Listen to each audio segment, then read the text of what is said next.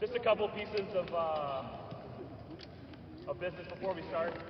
We have some acoustic technical difficulties with finding a microphone this morning, so the majority of this panel has zero problems speaking in public or using their large coaching voice. So while the presentations or the speeches are going on, if you could just make sure that we keep quiet so that we can project.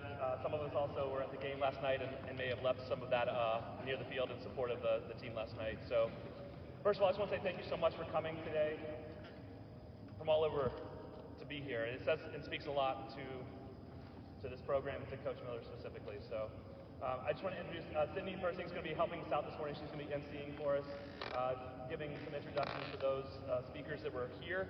So please enjoy.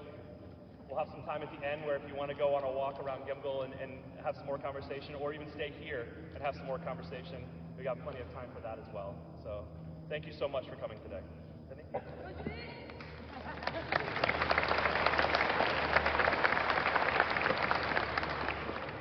Thank you, Matt. And yes, I did lose my voice a little bit at the game, so I appreciate the forewarning. Welcome, everyone, to Coach Ron Miller's Celebration of Life. My name, like Matt said, is Sydney Persing. I was on the team. I graduated in 2019. I was a foil fencer. My proudest accomplishment in life is being on the team with Coach when we won ACCs in 2018. It is emotional for me to look at all of you because I've thought about this for days, and I just know, as I know all of you know, like this is all Coach would have wanted, is to have all of his people through all of his generations of his Carolina fencing family together in his place. So I thank you all for being here today. We have a lot of wonderful speakers who want to talk a little bit about why they loved Coach so much. The first that we have is Chris Haga, saber fencer, class of 1989. And I learned not too long ago that Chris was actually a walk-on who got cut twice by Coach. But eventually begged Coach to take him back. He told me there's a little bit of groveling involved, and I'm sure everyone would like to hear that story if they don't know it already. But I didn't meet Chris until today, but I've heard for years about how involved he is in the program and how much he really believes in the ethos of the program. So I know everyone's going to want to hear from him.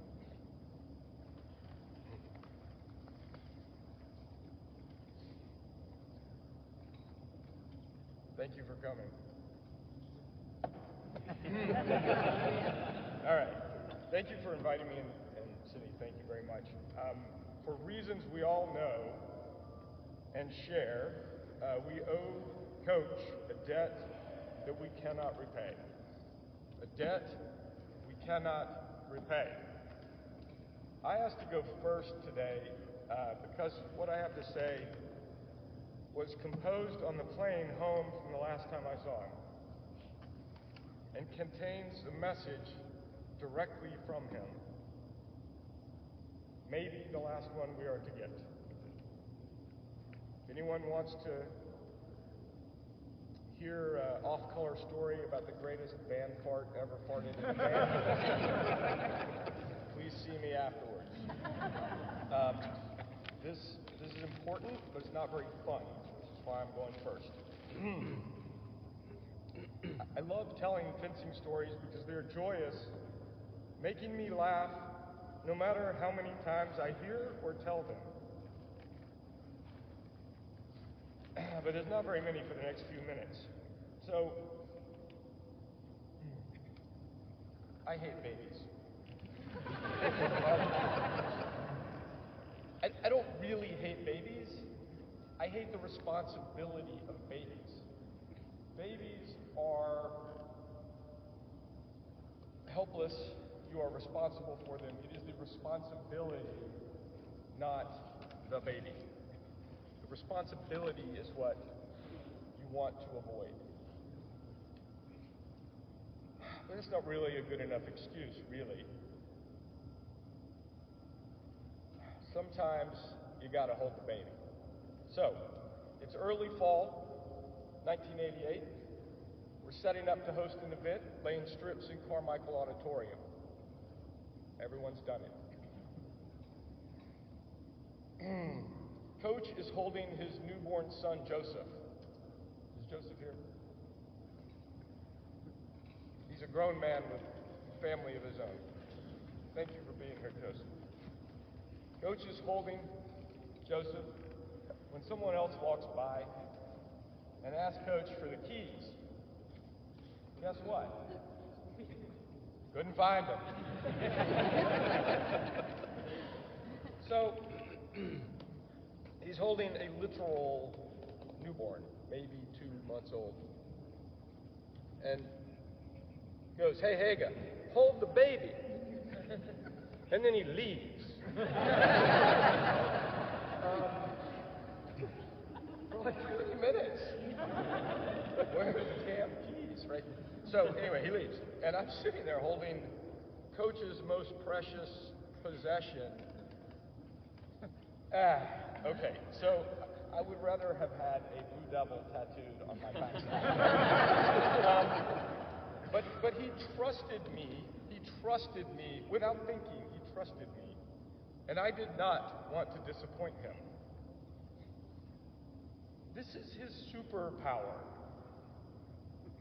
Somehow, he got the best out of us by trusting us first, even when we may not have deserved it. He leaves a blank space that you are obliged to fill. And you want to fill it, even if it's a baby. Okay, so 10 years later, it's September 18th. It's almost exactly 10 years later. I'm in a hospital in London, and the doctor has just cut open my wife like a melon. Cesareans are gruesome. Anybody who's been in a cesarean? Gruesome. And babies come out of them, so it's even worse. And the doctor turns to me with this thing covered in slime and goes, have you ever held a baby, Mr. Haga? And I said, yes, once. And so, in the moment that my daughter was born, I was thinking about that story. Because of a debt I cannot repay. So this is a quote from Coach's retirement speech. It's available online. I suggest you watch it if you weren't there and haven't watched it. It is emotionally rough to watch the whole thing. But here's the core of it. He is departing the team. He is leaving a blank space. And he says, I will always be there for you. If you need someone to talk to, if you need help finding a job, I will be there for you. All you have to do is ask. Better start carrying this around. Notice that he's offering to do one thing himself, be there for you to talk to, and he is offering to be an agent for the other one, help you find a job. It is a connection to us. He's not going to find you a job. He's going to ask one of us to find you a job. He's an agent, and we are the mechanism. So, consider what would happen if I could bottle this. Are you sure we could solve war? We can't bottle it. We have to carry it on. Okay, 3 more quick examples, and I'll get to the point of this. Roll forward another 20 years. Coach and Coach Josh is also here. Thank you, Josh Webb. Called me on the phone. Asked me if I could help a fencer find a job. No big deal. They are trusting me that I would help, and of course, I did not want to disappoint them. That fencer is here today. Where is Georgina Summers?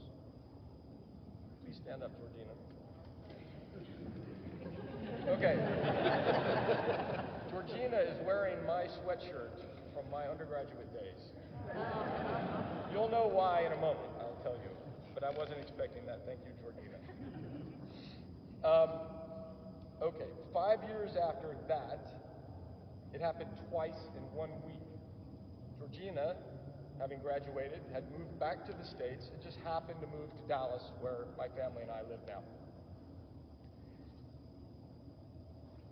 She became friends with my daughter. That baby I held thinking about Joe and Coach. Georgina is now her friend. They were moving in together in my daughter's first apartment. My daughter was just coming out of a relationship difficult. She was self-conscious and a bit lost. And I asked Georgina if she would look after her. And I knew she would, and she did. Thank you.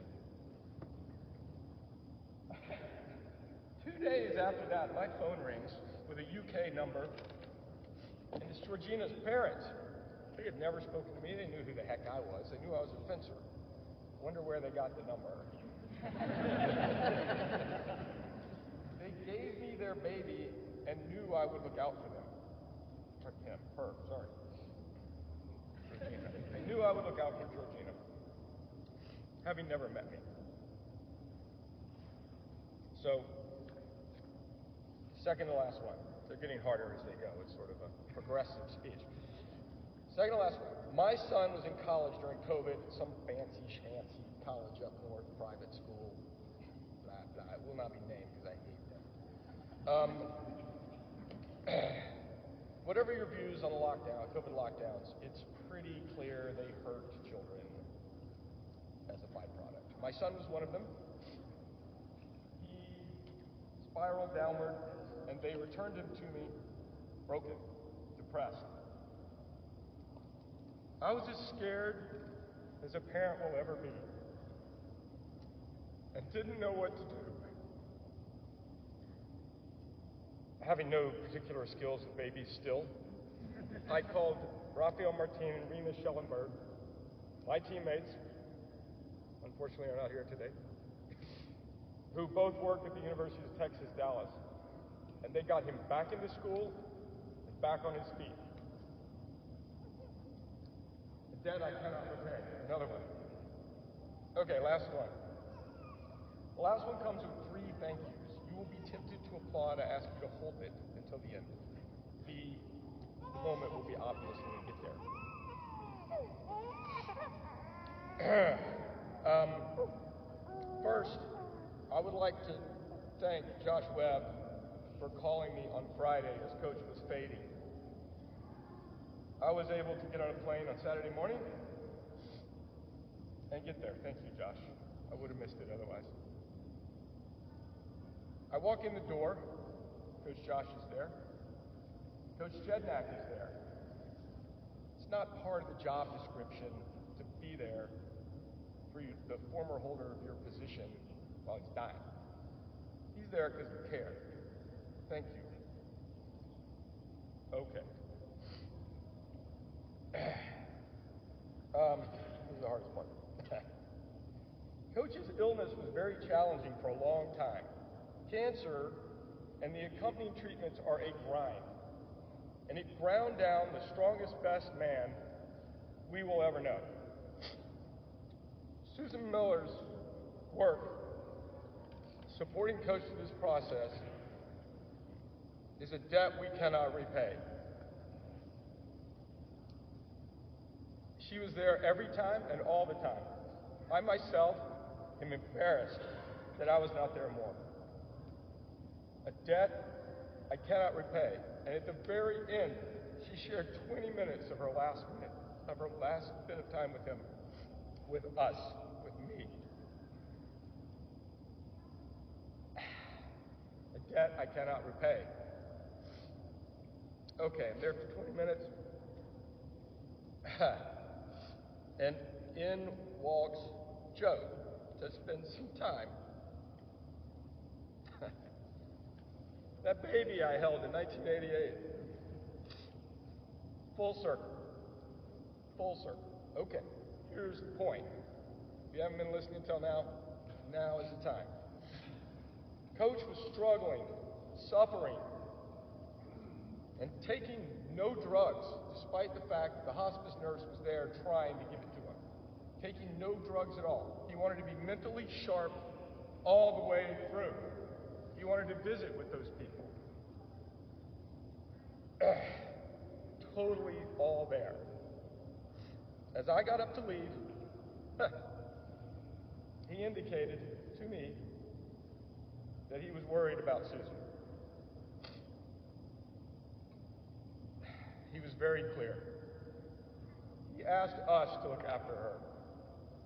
With his last breaths, he handed us his baby. And I'll be damned if we're going to disappoint him. If you accept your part in this responsibility, please stand. And now's the time.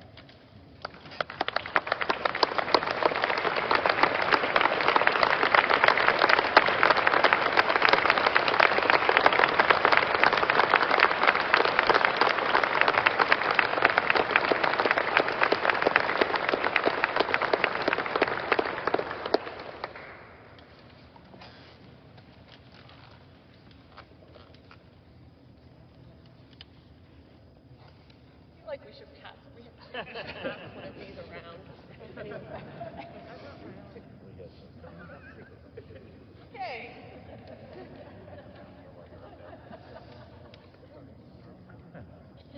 Everyone ready?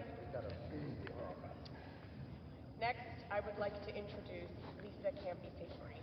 I know a lot of you know her. A little brief background on her bio. She fenced for Carolina from '88 to '92. She proudly served as an assistant coach here during grad school. She is a current coach, author, national and international referee and referee instructor. But when I spoke to her before this, she said, "You can just tell everyone I'm a fencing nerd. That's fine."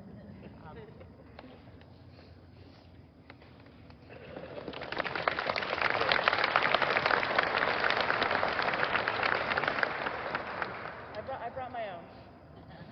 And I have a fan because as a woman going through menopause, I'm my own climate.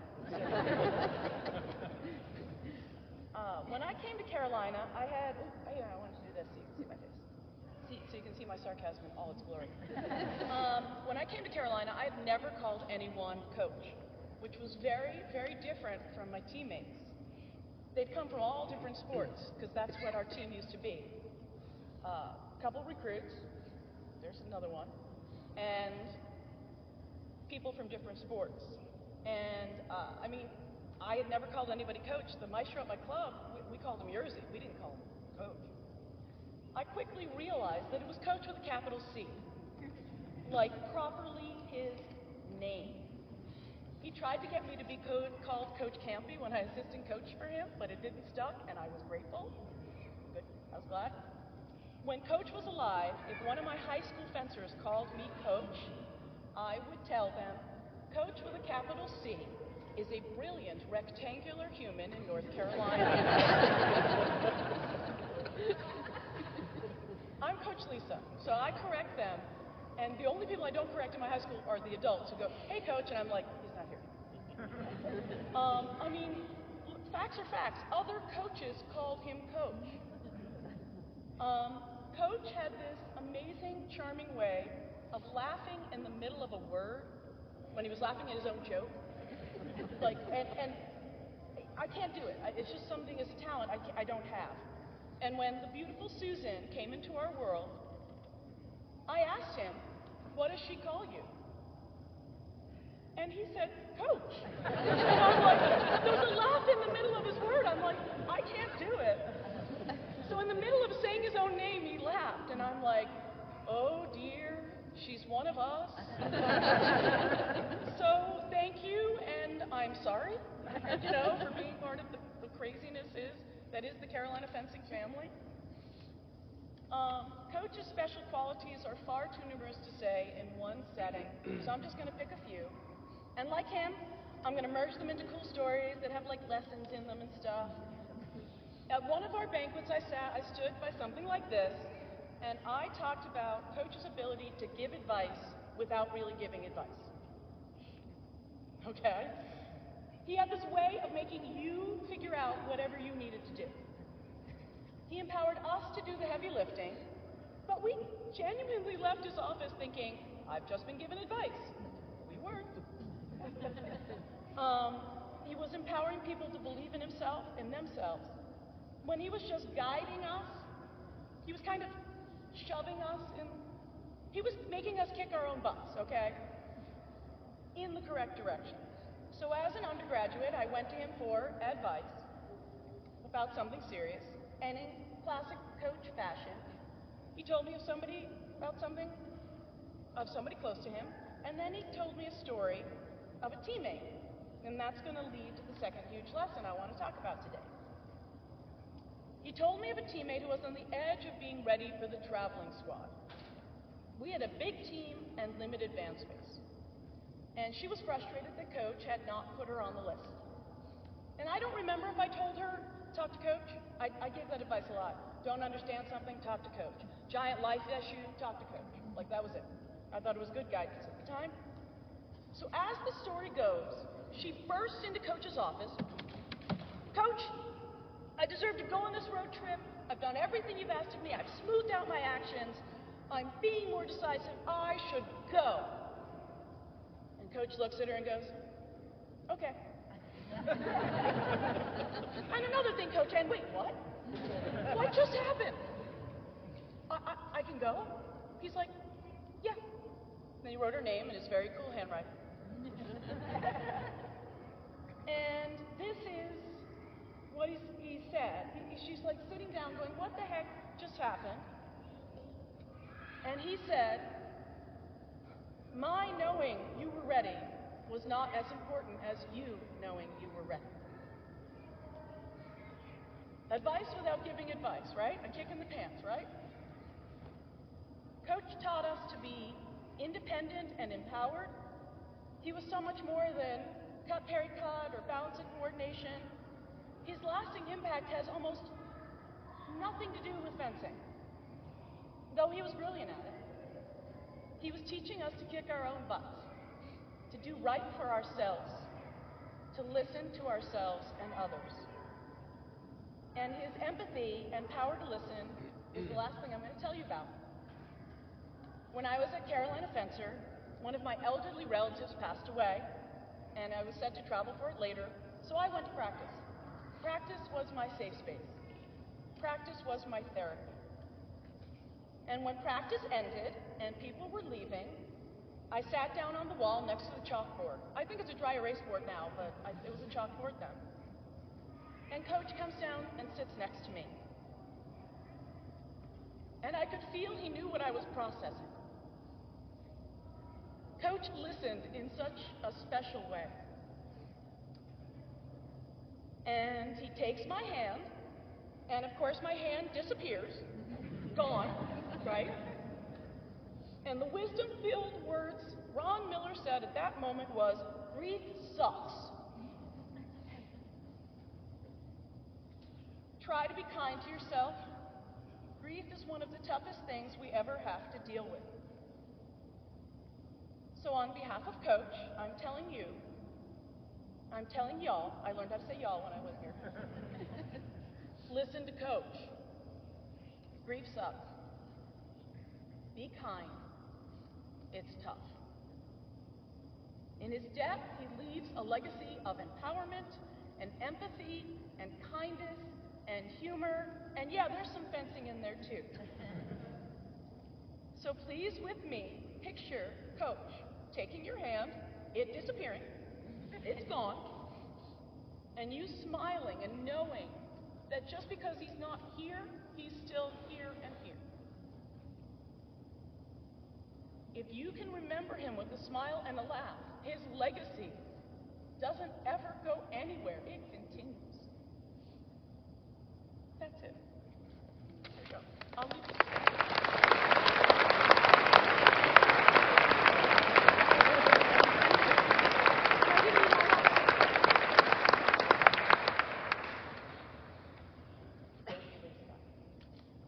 One of the things when Coach passed, people started posting a lot of tributes to him on Facebook. And one of the things I heard the most reading through them was, it did not matter if you were in your first day as a walk-on or if you were an Olympic champion, Coach loved and treated you the same. And I see a lot of you nodding. I know we know that to be true. But we also know he was a really good coach and he helped a lot of us produce really great results. So I want to introduce John Friedberg, who has an impressive fencing resume. He took second at NCAA's in 1982, first in 83, a Division I national champion in 1994, and an Olympic team member in 92. John.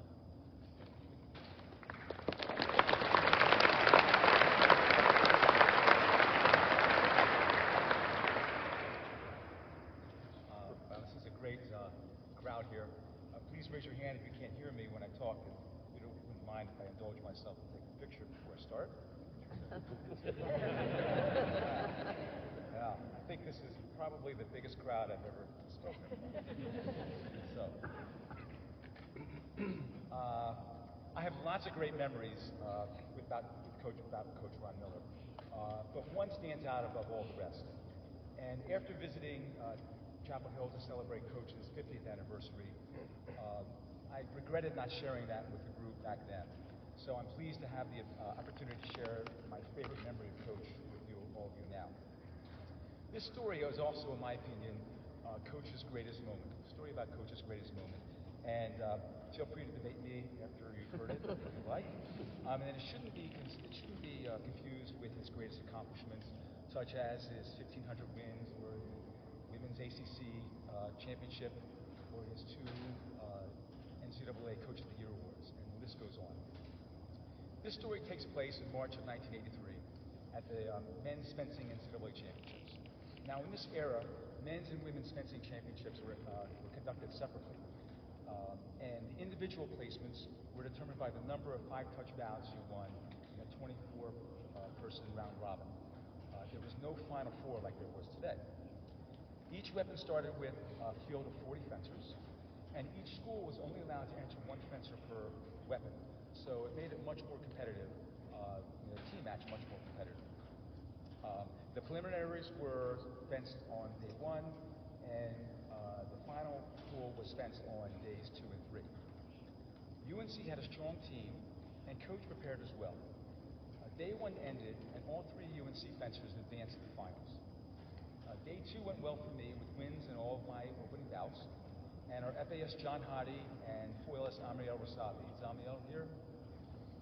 No? Okay. And foilist Amiel Rasabi finished the day kind of in the middle of the pack. Day 3 started out well for me again with more wins, and with 2 bouts left to fence, still undefeated, I had secured the NCAA title because my closest competitor already had three losses. I remember Coach coming up to me at that time and congratulating me, and then saying, "Don't let up." And I thought that was odd at the time because that word was just not in my vocabulary, and I wanted to be undefeated. So I just kind of let that pass. I won my next bout, and entering my final bout, I was slated to square off with a fencer from Harvard. Now, back in those days, electronic saber fencing had not yet been invented.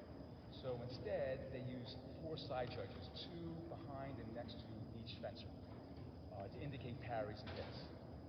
Now back to the story. So that was very tight, and we found ourselves tied at 4-4. I came forward with an attack at the end, and as I was approaching, my opponent put in a stop cut and hit me in the guard. The blade whipped over and hit my hand. Now the director, who, that's how we referred to them back then, not referees, the director called stop cut good and awarded the final touch to the Harvard fencer. So now upon his call, in a span of a moment, 3 things happened in this order. The first was I had the thought that this was a bad call and felt bummed for ending the tournament in this way. And then the second thought popped into my mind, well, wait a minute, I achieved my goal by winning first place, but that didn't take this thing off, and frankly, that didn't really make me feel much better. And lastly was the very uncharacteristic sight of Coach Miller running out to the middle strip with his arms flailing, yelling, "Wait, hold the judges." So at that moment, I looked at the judges, and I saw them holding their fists out like this, which means parry. And so they told the judges, and the director proceeded to hold the judges and reversed the call, giving me the victory. Now that made me feel better. That was Coach's greatest moment, and to me, certainly. And it was 40 years ago, over 40 years ago, and I still remember that like it was yesterday. And I suppose that what made this so special for me was that it was the last touch of the last match that I fenced as a UNC fencer. So that was a great way to go out as a UNC fencer. But, well, guess what? The story doesn't end there. After Coach composed himself, he hurriedly congratulated me again, and he said to come and watch John and Amiel fence the last 2 bouts. And then he said to me, you know, if they win out all the rest of the bouts, then UNC would win the third place trophy. I was stunned. I was so focused on my event that I had no idea that we were in the running for third place. And the best result the team had ever done was ninth place, so it was just, I never thought it was in the cards. So anyway, both John and Amiel went on to win, and we won our third place trophy right here. That was sitting in the team dome and in the fencing room for a while. John achieved 13 honorable mention All-American. In addition to everything else, I was voted MVP fencer, and Coach won first of his 2 Coach of the Year awards. The final team standings were Wayne State with first place at 86 points, second place was Notre Dame at 80 points, and third place was UNC with 78 points. Now, remember Coach's greatest moment? When he persuaded the referee, the director, to reverse the call against the bout against Harvard. Well, Harvard came in 4th place with 77 points. Good work, Coach.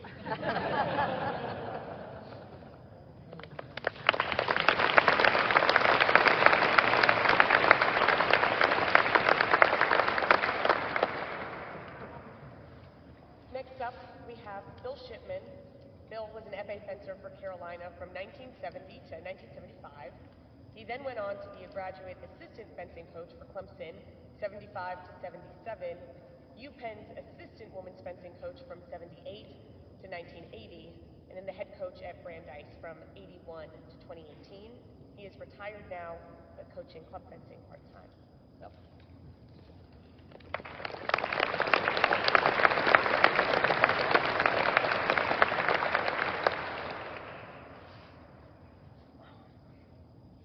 I expected a microphone. Come on, Coach. Well, we'll do it. I wanted to talk because I think that Ron Miller affected my life probably more than anyone else in this room. I met him when I was 18 years old. He was 27. I had taken a fencing class that he didn't teach. Somebody else taught the class. It was a 4-week class. He came around the last day to look us over. And at the end of class, he said to me, would you like to earn your letter here at Carolina? I was like, okay, sure. And he said, report to the back of the tin can at 4 o'clock this afternoon. And I did that. And that was the first day of the rest of my professional career up until now. So I was on the team right away. All of the team were people like me who would come either off of the practice basketball courts in Woolen Gym or out of a class somewhere. It was a little different than it is now. There was no fencing room. There was no Nike swag. There was no cars. There was no buses. We drove cars mostly to the meets. But we were good, though. We were good. We won the ACCs 4 times when it was a little bit bigger than it is now. And I've been in contact with Ron ever since then, almost all the time.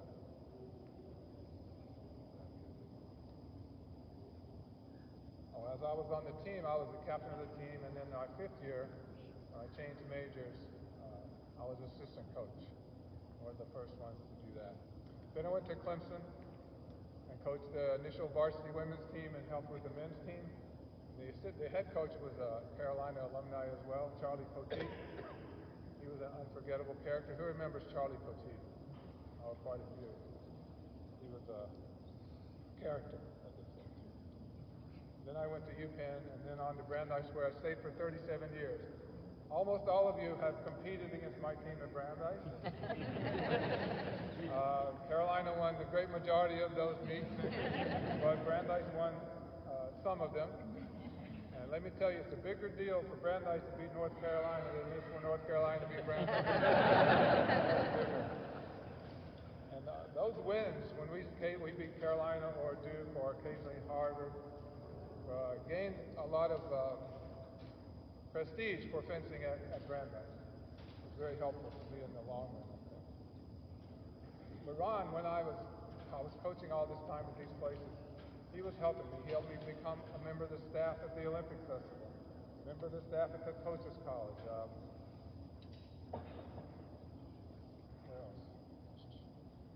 But he was always pushing me and helping my career go along. I made a lot of contacts and learned a lot of techniques and skills at these places that I would not have gone otherwise if Ron hadn't helped me along. So I always appreciated that. And I would stay in touch with Ron, even though I was at Brandeis for so long. I would see him at the NCAAs. I would see him at the Junior Olympics. I would see him at NACS, at our dual meet each year, although he was usually in and out pretty quick for that one. At the Duke Invitational, I would see him a little bit. I would come to visit my brother who lived in Durham, and I always come over and have lunch with Ron or hang out for a while. And, he worked at my camp at Brandeis, my summer camp, for 20 years, so we always saw a lot of each other then. I was always in constant contact with Ron. Not constant contact, but often we were in touch. The last I spoke to him was last spring, when he was home with Susan.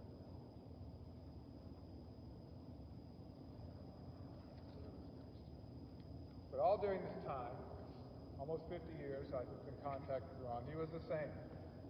He was a little bit wider, his hair is a little shorter, a little bit grayer, but he was basically the same. Always encouraging, always enthusiastic, never negative. In all the years I watched fencing with Ron, I never saw him confront an official directly. He never yelled at an official from the side, never downgrade an official to other people.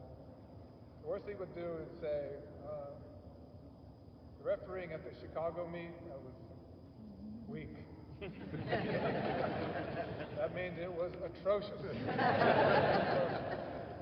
But he would never run it down.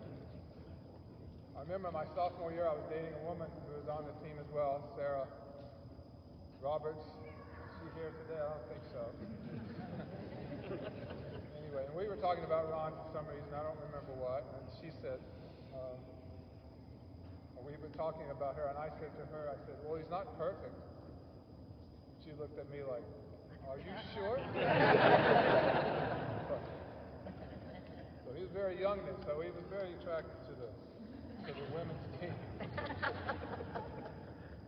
But he was not perfect. He had a couple weaknesses. He had some significant personal issues over the years that we will not delineate right now. He was not the most organized fencing coach in America. A couple of things I remember. I used to call him occasionally in the athletic department at Carolina, and it would go to voicemail. The voicemail would say it's full. And it said that for a year. Come on, answer the voicemail. Still full. It's still full. Probably is. Never changed.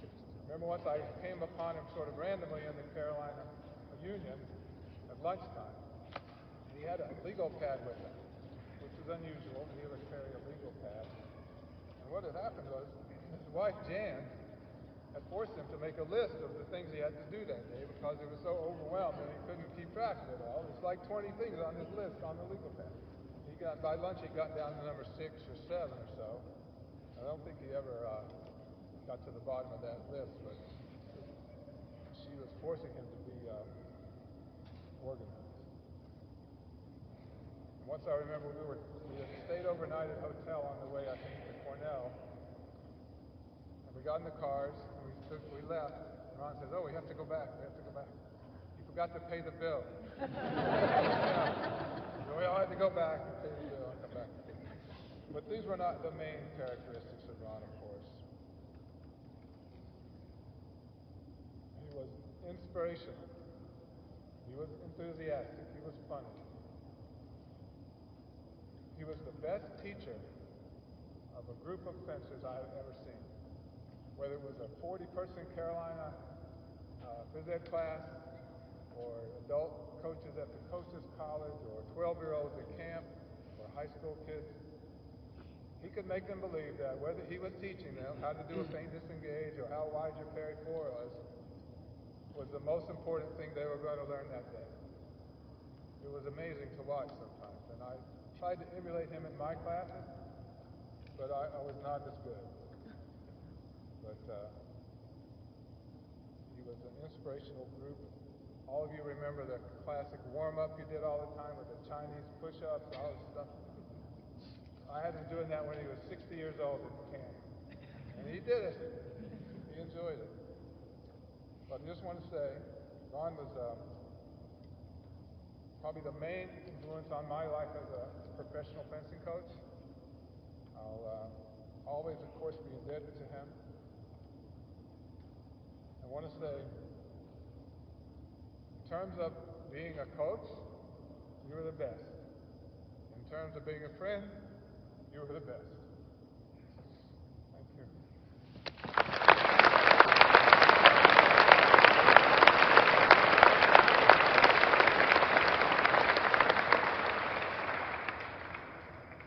I have one more speaker to introduce to all of you, but he very graciously offered me a chance to share a couple of words about Coach 2. Okay.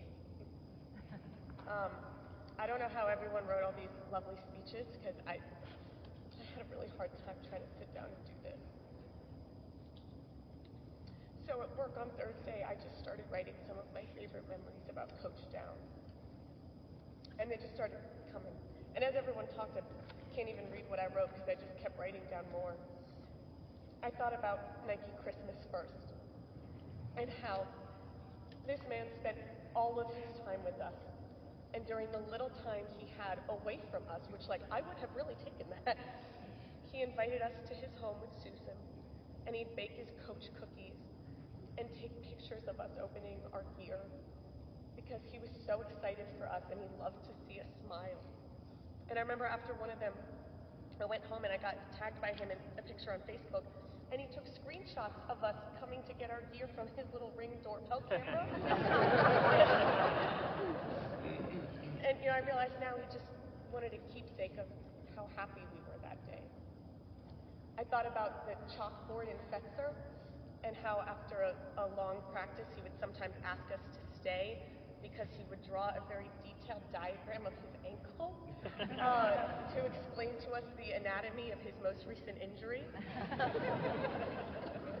I thought about Penn State, and how after a very long, hard meet, Coach exercised unbelievable patience in standing outside with me in probably 12-degree weather, maybe for 40 minutes, until I got the perfect picture of us in our matching parkas catching snowflakes together. And I thought about the bus, how all of us 18 to 22-year-old fencers moaned and complained, oh, we have to sleep on a bus, we have to be there for 11 hours, and Coach, well into his 70s, never with a single complaint, sit in the front of the bus and he would sleep upright, and he'd always have a big gulp right next to him. And even though here we were complaining that we had to sleep on a bus, he was just so happy to be able to spend more time with us. I know you've heard so many wonderful things about Coach this weekend since he passed, and there's so much. But when I sat down and I wrote all that out, what stuck out to me is this man had so many reasons he could have complained. He put up with all of us for 51 years. And he was the happiest, most positive person I have ever known. And I realized, he understood the good stuff in life. And I just find that very inspiring. When Chris was speaking, and he read a little bit of Coach's farewell speech, I realized it sounded so familiar, and I was there. But that's not why it sounded familiar to me. And so I went on my phone after he said that part, and I went into my voicemail. And 3 years ago, next week, very out of the blue, my father died. And Coach was the first person that picked up the phone and called me. And I remember leaving the hospital and Coach Miller's name popping up on my phone.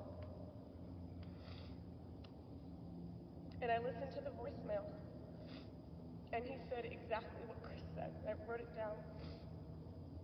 He said, "I just got the message about your dad.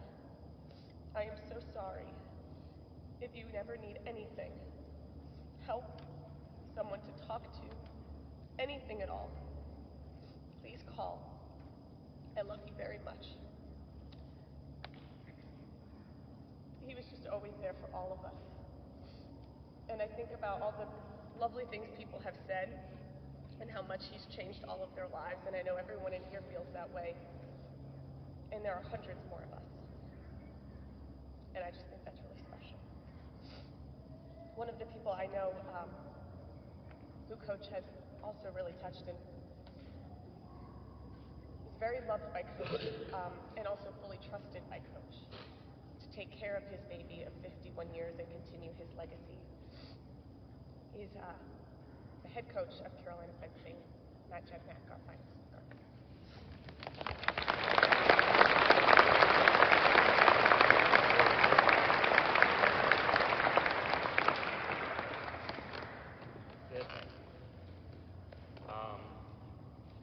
I'm going to say this now because I'm not going to be able to speak through the whole thing coherently for a little bit, but at the end, I would love to take a picture with everyone in this room standing up here, right, as a memory and as a thank you for all of your support. I've talked to so many of you this weekend and seen and heard all the stories. Some of them I wish you would not have told. Some of you that were on the team with me, please do not tell the ones. It's very funny to me now, being part of this program and the place that I'm at, that when I sit down and talk with you as the generation that provided this for this team that's here now is, what sport did you play before? What was that thing that you did before you were a fencer? And you tell the story and you remember the thing. And it reminds me that we came to Carolina not even knowing that this man was here and that this opportunity was available to us, but we all left with this amazing experience and this family and this connection that was unlike anything else. You've heard a couple of people say that I stayed and I was a grad assistant or I was an assistant, and then you hear the aside, but because that's what you did, right? I found that I was in Scouts in Charlotte, and one of the guys that was there, his son was in the troop with me. He fenced here before me. And I went back to see the troop, and he's like, "Oh yeah, I was an assistant there too." It's insane that I didn't even know that when I was there, and that person was already a family member to me coming here. When I look up here, I see these awards, I see these pictures of Coach's accomplishments. Well, for me, specifically being a coach and being in this place that has been entrusted to me, the picture looks the other way. It's this way. You are the accomplishments. You are the goals. You are the reason that he did what he did. The reason that he was there till 1,000,000 o'clock at night, telling you what an A line and a C line and a B line was and how you were supposed to fix that body cord. Right? I go to work every day, I use that term very loosely because this place it's a joy to be at. The things that we are able to do now because of the things that you did are amazing. The coaches that are here, not just in fencing, and the mentors that he developed are the true legacy of why I love what I do.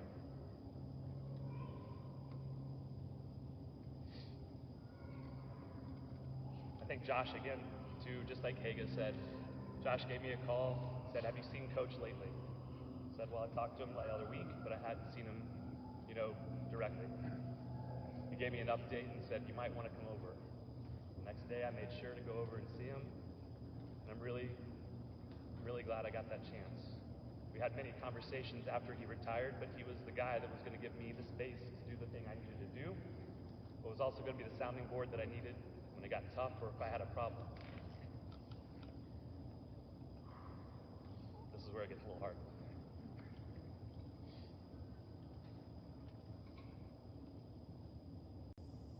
Susan, and the family that was there. It was amazing to see you guys and the support that you had and that you will always have for this family.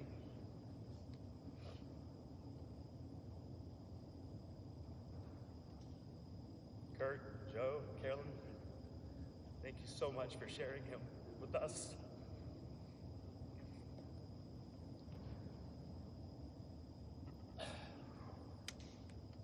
When I left that night, he knew who I was. I grabbed his hand, and I told him, I got this for you, man. You could let this part go. And he said, I love you. And that's the last time that we spoke. But it was the same message from when I walked on the team.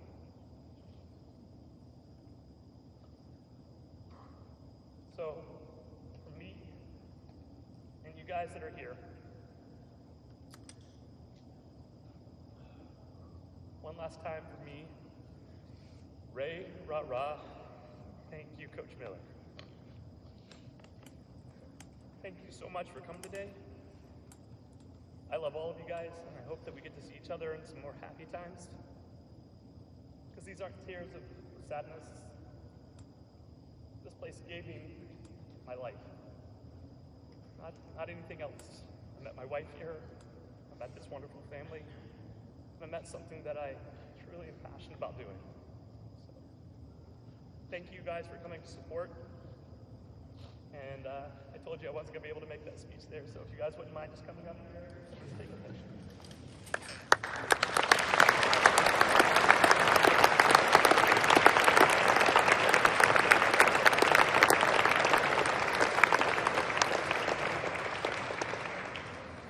If you guys wouldn't mind coming up real quick, I got a photographer already in the field.